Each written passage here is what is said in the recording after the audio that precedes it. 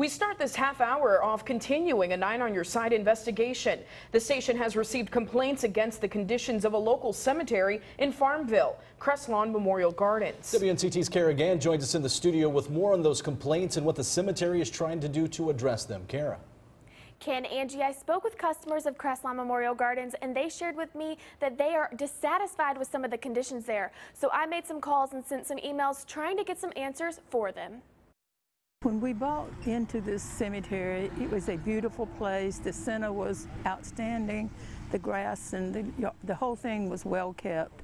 Now we are really ashamed and embarrassed that we have put our loved ones out here. A place where people visit their loved ones who have died is now a place some say is not fit for the dead. When they dig a grave, they take the dirt and lay on other people's headstones. Many loved ones with family members at Crestlawn Memorial Gardens in Farmville are not satisfied with the upkeep of the cemetery. As you walk around, you see the grass hasn't been cut. They don't come back and work on the graves after they've been buried. They say there are a number of issues at the cemetery, including weeds, overflowing trash cans, and hidden headstones.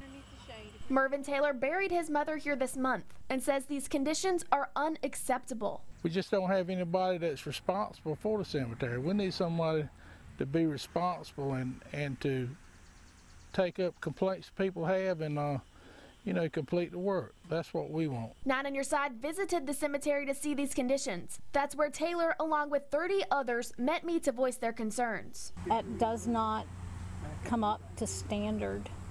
And I know that there are many people who have decided that they're not going to be buried here anymore. 9 on Your Side reached out to the owner of the cemetery, Tim Watson. He lives in Florida.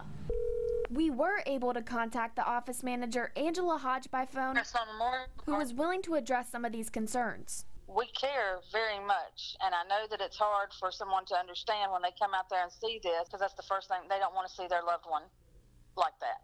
I understand that. She tells me they are having equipment problems and are working to fix the issues. We take pride in the cemetery. Yes, it's sometimes when you get behind on something, it's hard to catch up. I also reached out to the North Carolina Cemetery Commission. They say they have received a formal complaint against the cemetery. As for Taylor, he says he would like to see the commission come to Farmville. We think they need to be back down here and reassess what we got down here. It's a disgrace for someone to bring a family member out here and be buried.